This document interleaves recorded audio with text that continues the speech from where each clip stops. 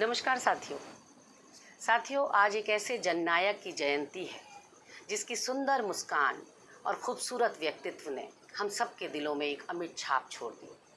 आज पूर्व प्रधानमंत्री स्वर्गीय राजीव गांधी जी की जयंती है साथियों।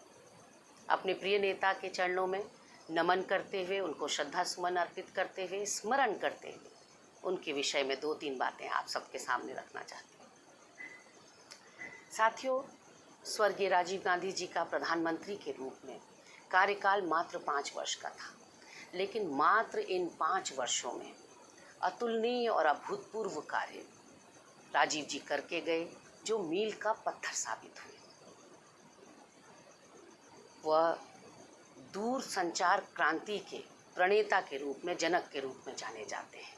आज ये जो आपके और मेरे हाथों में मोबाइल है साथियों, जिससे हम देश और दुनिया से कनेक्टेड हैं, एक दूसरे से विचारों का आदान प्रदान कर रहे हैं।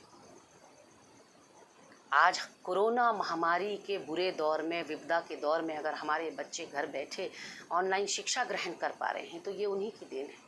आज हमारे प्रदेशों की सरकारें, हमारे देश की सरकार अगर सुचारू रूप से चल पा रही है तो ये राजीव जी की देन है, क्योंकि सब डिजिटली कनेक्टेड हैं।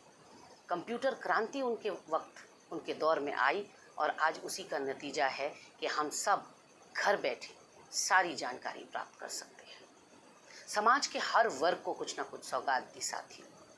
युवा साथियों को वो मताधिकार की जो उम्र है उसको घटा कर गए, 21 वर्ष से उसको 18 वर्ष करके गए, यानी कि कोई भी युवा साथी हमारा वयस्क होते ही अपनी सरकार चुनने का अधिकार रखता है।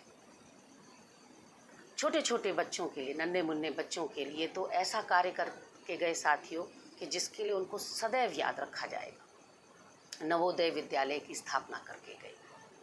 नवोदय विद्यालय साथियों, मुझे हर्ष होता है आज कहते हुए कि पूरे देश में 551 नवोदय विद्यालय है जिसकी नींव मेरे नेता ने डाली।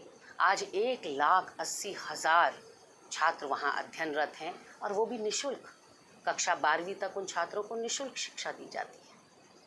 पंचायती राज व्यवस्था को सुदृढ़ करने के लिए उनका जो कदम है वो बहुत सराहनीय है साथियों। वो जानते थे कि इस देश की आधी आबादी महिलाओं की है।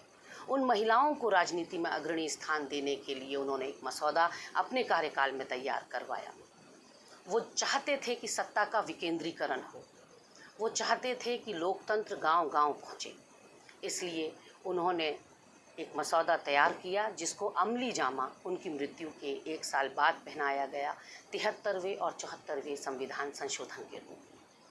ऐसे थे राजीव जी साथियों। आज अगर वो जिंदा होते तो देश को एक नई दिशा मिलती। आज देश का स्वरूप ही दूसरा होता, लेकिन काल के निर्मम हाथों ने उनको हमसे छीन लिया।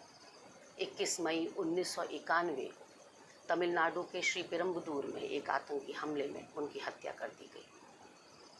आज उनकी जयंती पर कम से कम हम इतना तो कर ही सकते हैं साथियों कि उनके दिखाए हुए रास्ते पर चलने का हम प्रण लें। हम अपने नेता से वादा करें कि आपने जो पथ हमें दिखाया है हम उसमें चलने का पूरा प्रयास करेंगे। वो पथ जो नफरत का नहीं साथियों, प्रेम का है। वो पथ जो घृणा का नहीं है साथियों, सौहार्द का है। वो पथ जो सच का है, झूठ का नहीं। वो पथ जो समरसता की बात करता है, सौहार्द की बात करता है, सद्भावना की बात करता है, भाईचारे की बात करता है। आइए साथियों, एक ऐसे ही भारत की ओर कदम बढ़ाएं जहां समाज में प्रेम ही प्रेम हो, एक दूसरे के लिए सम्मान हो, प्यार हो, सहानुभूति हो, संवेदनाएं हो। राजीव जी के अभूतपूर्व किए गए कार्यों को याद करते हुए साथियों, राजीव जी के चरणों में एक बार पुनः श्रद्धा सुमन अर्पित करती हूँ। आप सबको बहुत बहुत बधाई।